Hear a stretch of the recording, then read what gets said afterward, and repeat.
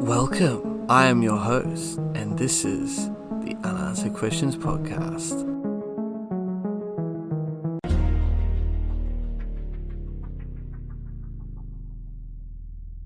Hello everyone, and welcome to another episode of my new podcast, Unanswered Questions, where every week we will endeavour to discuss a mysterious, unsolved case that has many lingering unanswered questions. So I hope you enjoy, and as always, leave me some feedback on what you think about the show, and rate it as well. Now on to the show. This week we'll be talking about the Philadelphia experiment. The Philadelphia experiment was an alleged event claimed to have been witnessed by an ex-merchant mariner named Carl M. Allen at the United States Navy's Philadelphia Naval Shipyard in Philadelphia, Pennsylvania, United States, sometime around October 28th of 1943. Allen described an experiment where the US Navy attempted to render invisible the destroyer escort USS Eldridge and the bizarre results that followed.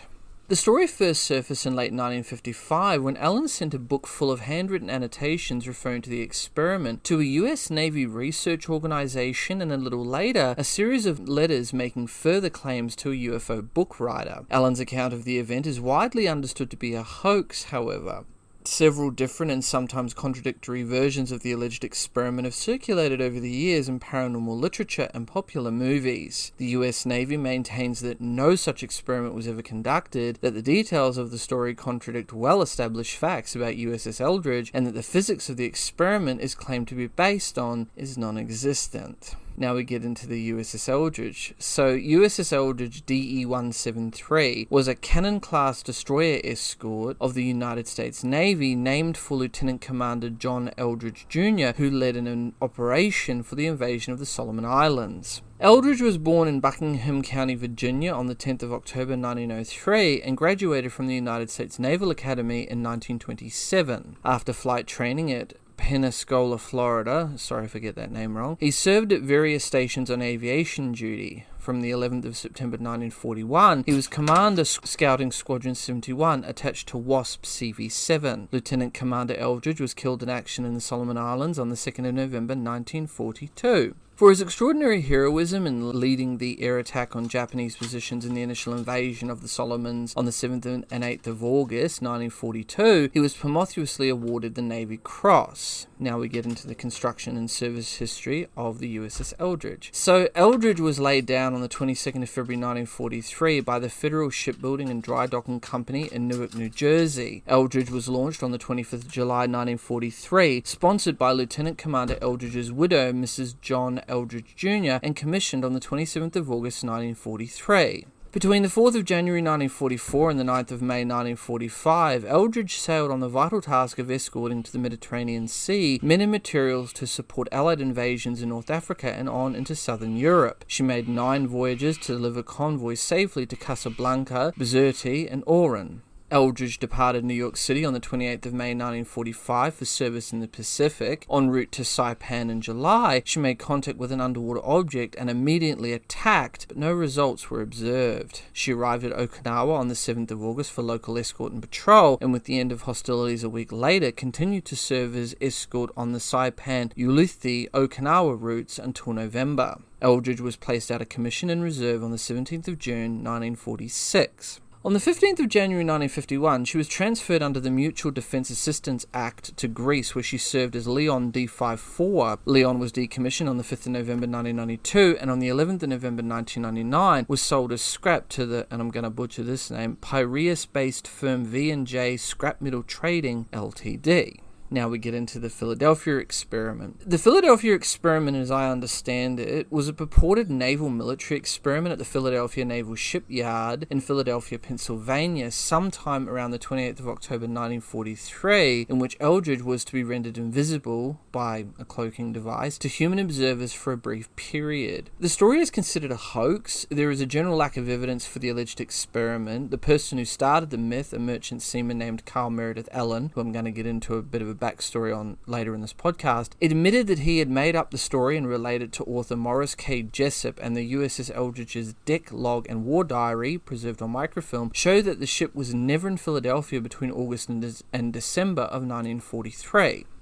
Now we get into the origins of the story. The story of a Philadelphia experiment originated in late 1955 when Carl M. Allen sent an anonymous package marked Happy Easter containing a copy of Morris K. Jessup's book The Case for the UFO Unidentified Flying Objects to the U.S. Office of Naval Research, or ONR. The book was filled with handwritten notes in its margins, written with 3 different shades of blue ink, appearing to detail a debate among 3 individuals, only one of whom is given a name, which is Jemmy, spelled Jemi.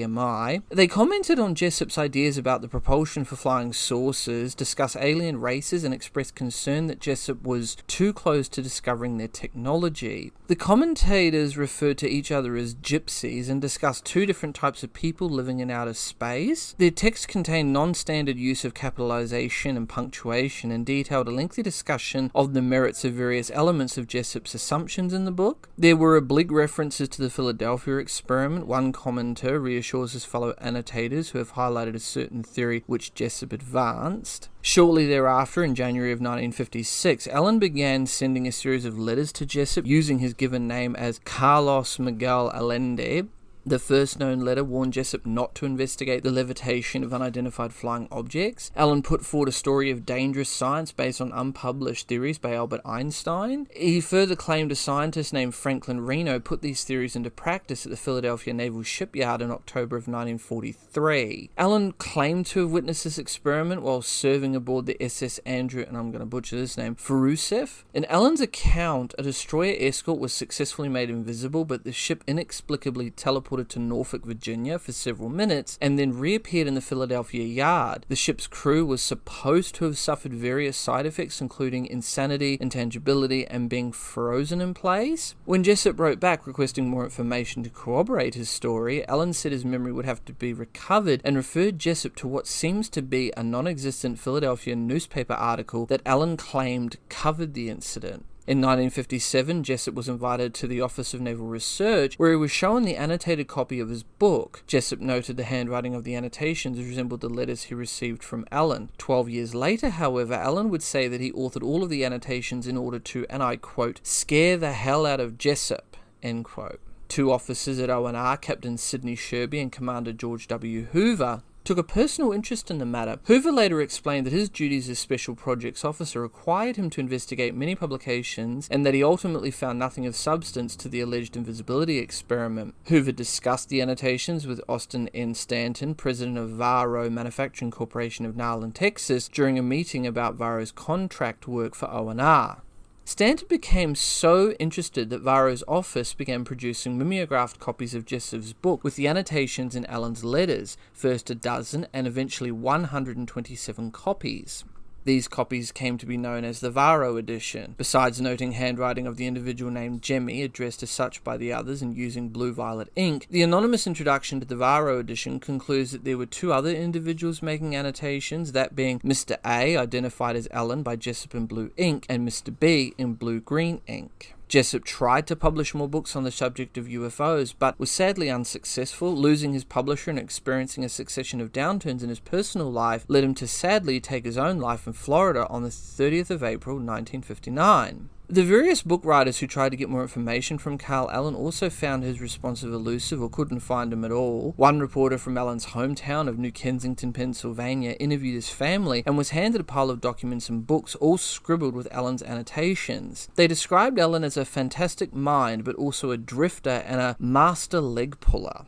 Now we get into the repetitions of the story. In 1965, Vincent Gaddis published a book of Fortina titled Invisible Horizons, True Mysteries of the Sea. In it, he recounted the story of the experiment from the Varro annotations. George E. Simpson and Neil R. Berger published a 1978 novel titled Thin Air. In this book, set in the present day, a Naval Investigative Service officer investigates several threads linking wartime invisibility experiments to a conspiracy involving matter transmission technology. Large-scale popularization of the story came about in 1979 when the author Charles Berlitz, who had written his best-selling book on the Bermuda Triangle, and his co-author UFOologist William L. Moore, published The Philadelphia Experiment Project Invisibility, which purported to be a factual account. The book expanded on stories of bizarre happenings, lost unified field theories by Albert Einstein, and government cover-ups, all based on the Allende-Allen letters to Jessup. Moore and Burlips devoted one of the last chapters in the Philadelphia experiment Project Invisibility to the force fields of Townsend Brown, namely the experiment and then US Navy technician Thomas Townsend Brown. Paul LaViolette's 2008 book Secrets of Anti-Gravity Propulsion also recounts some mysterious involvement of Townsend Brown. The story was adapted into a 1984 time travel film called The Philadelphia Experiment, directed by Stuart Raffel. Though only loosely based on the prior accounts of the experiment, it served to dramatize the core elements of the original story. In 1989, Alfred Bialik claimed to have been aboard the USS Eldridge during the experiment. Addressing the MUFCON conference in 1990, Bialik asserted that Raffel's film was largely consistent with the events he claimed to have witnessed in 1943. Bialik would later add details to his claims on radio talk shows, conferences, and the internet. Now we're going to get into who exactly Carl Meredith Allen was. Carl Meredith Allen, born in 1925 and died in 1994, was an ex-merchant marine who claimed that during World War II he witnessed the Philadelphia experiment, a supposed paranormal event where the US Navy made a ship invisible and accidentally teleported it through space. The story is widely understood to be a hoax perpetrated by Allen, something he confessed to several times over the years, then recanted, then confessed to again. Now we're going to get into his biography. So, Carl Allen was born on May 31st of 1925 in Springdale, Pennsylvania, the eldest of 5 children. His family described him as brilliant in school with a fantastic mind, but also as a person who never held any particular job for long and was a drifter. He was also known as a master leg puller, pulling pranks on people or to get out of work in general. In 1942, he joined the US Marine Corps, but was discharged less than a year later. Right after that, he enlisted in the United States Merchant Marine, at first serving on the SS Andrew Forsyth and then many other ships until 1952, when he left service. Allen would later claim that in 1943 he witnessed an invisibility experiment carried out by the US Navy at the Philadelphia Naval Shipyard, the so-called Philadelphia experiment, met Albert Einstein there, and for several weeks was schooled in physics by Einstein. During his lifetime, he would use many aliases, including Carlos Miguel Allende, Senor Professor, and Colonel Carlos Miguel Cristoforo Allende, and one time when he wrote to the rocket engineer Werner von Braun, Dr. Carl Meredith Ellerstein. He turned up in various places, including Colorado, Mexico, eventually ending up in Greeley, Colorado, where he died on March 5th of 1994. Now we get into a general synopsis of this story. Now I must note, several different and sometimes contradictory versions of the alleged experiment have circulated over the years, so the following synopsis I'm going to get into recounts key story points common to most of the accounts that are out there. Now, the experiment was allegedly based on an aspect of some unified field theory, a term coined by Albert Einstein, to describe a class of potential theories. Such theories would aim to describe mathematically and physically the interrelated nature of the forces of electromagnetism and gravity, in other words, uniting their respective fields into a single field. According to some accounts, unspecified researchers thought that some version of this field would enable using large electrical generators to bend light around an object via refraction so that the object became completely invisible. The Navy regarded this as of military value and it sponsored the experiment. Another unattributed version of the story proposes that researchers were preparing magnetic and gravitational measurements of the seafloor to detect anomalies supposedly based on Einstein's attempts to understand gravity. In this version, there were also related secret experiments in Nazi Germany to find anti-gravity, allegedly led by SS Obergruppenführer Hans Kammler. Now, he's a very important character because he also featured in my episode on Die Glucke, or the Nazi Bell. I did an episode on that. I think it was one of the very recent episodes, so please check that out. It's on my list on YouTube in my playlist on Unanswered Questions Podcast. There are no reliable attributable accounts, but in most accounts of the supposed experiment, USS Eldridge was fitted with required equipment at the Philadelphia Naval Shipyard. Testing began in the summer of 1943, and it was supposedly successful to a limited extent. One test resulted in Eldridge being rendered nearly invisible, with some witnesses reporting a greenish fog appearing in its place. Crew members complained of severe nausea afterwards.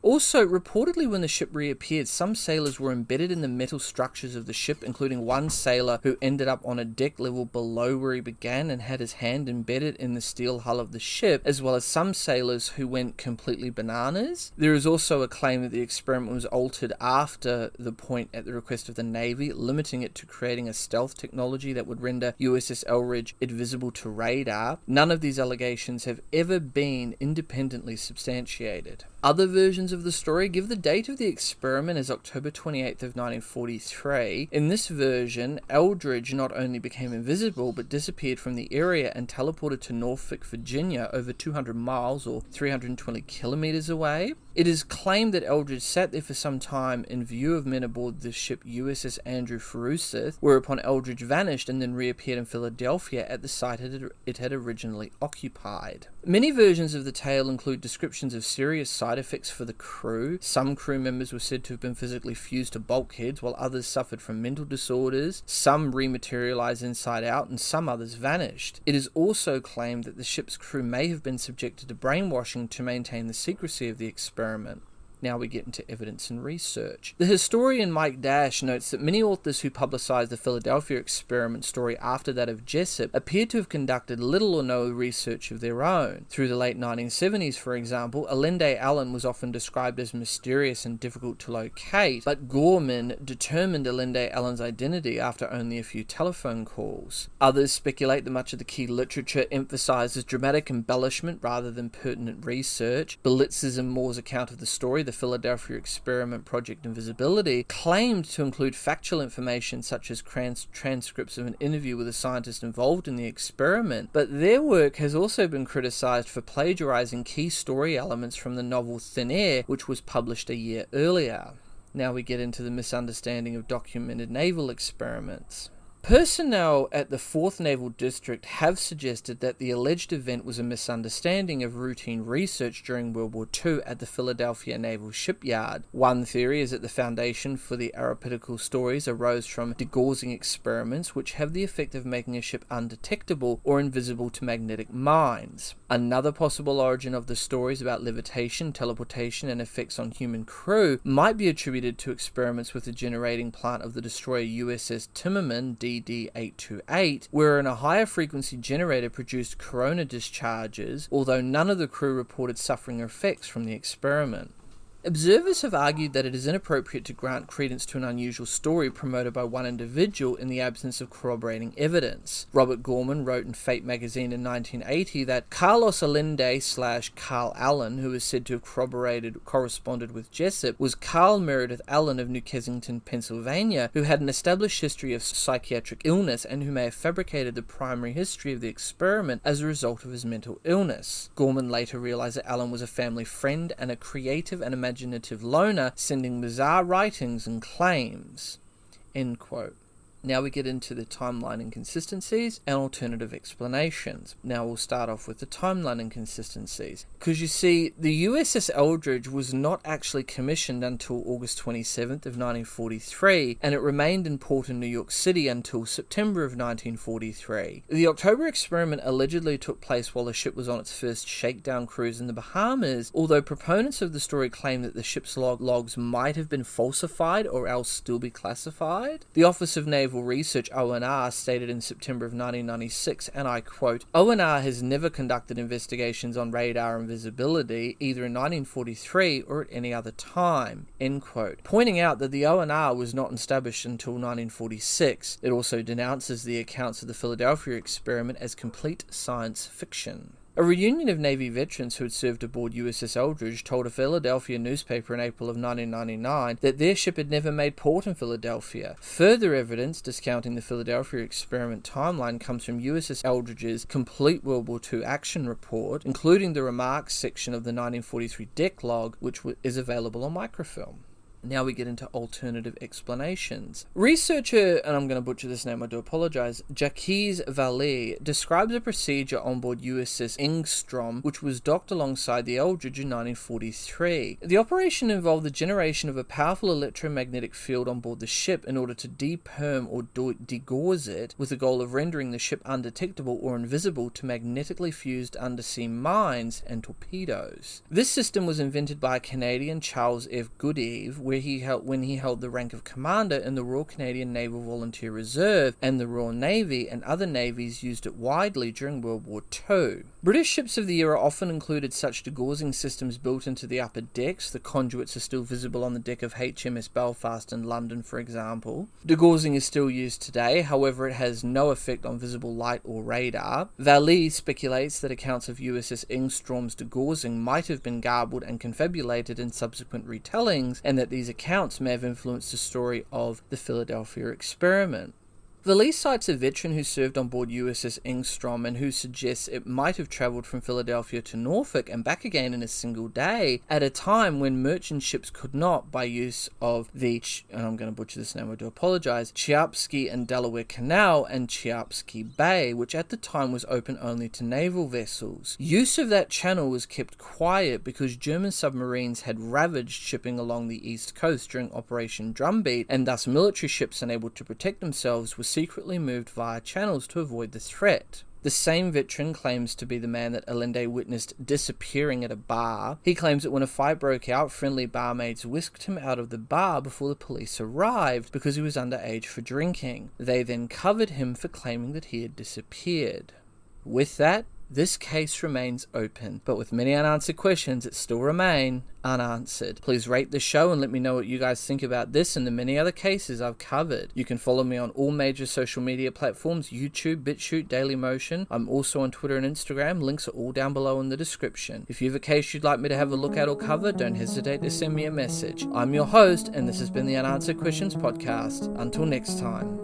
Next on Unanswered Questions. In 1983, he was stolen from the stud and a ransom of £2 million was demanded. It was not paid, and negotiations were soon broken off by the thieves.